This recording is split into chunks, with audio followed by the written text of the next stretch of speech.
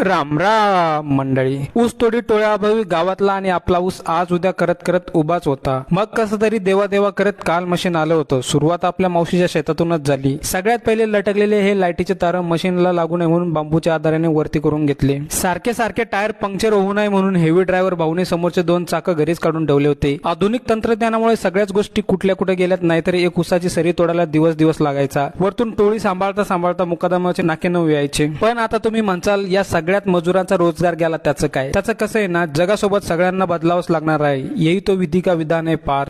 इकडे बकासुरासारखं घास घेत मशीन ऊस संपवत होतं. अवघ्या 2-2.5 तासात मावशीचा ऊस तोडून संपला होता. पण आपल्याकडे येता रात्रीचे 8 वाजले होते. मग बांधावर जरा फावड्यानं माती ओढून बांधावर रस्ता करून घेतला. इकडे डिझेल टाकून मशीनचं पोट भरून घेतलं. लगेच या तांत्रिक बाबाच्या हातानं गुलाल टाकून आणि नारळ फोडून श्री गणेशा करण्यात आला आणि एकदाचं मशीन सुरू झालं. रात्र झाल्यामुळे गरीबाच्या कंटेंटवर पाणी पडलं होतं म्हणून जास्त काही शूट घेता आलं नाही. असं करता रात्री 1 वाजता आपला ऊस तोडून झाला होता. सध्या आपल्या पंचक्रोशीत हे मशीन सुरू आहे. जर कुणाला हवं असेल तर खाली दिलेल्या नंबरवर तुम्ही कॉन्टॅक्ट करू शकता. मंडळी, आजच्यासाठी एवढंच. धन्यवाद. भेटूया पुढच्या ब्लॉगमध्ये लवकरच.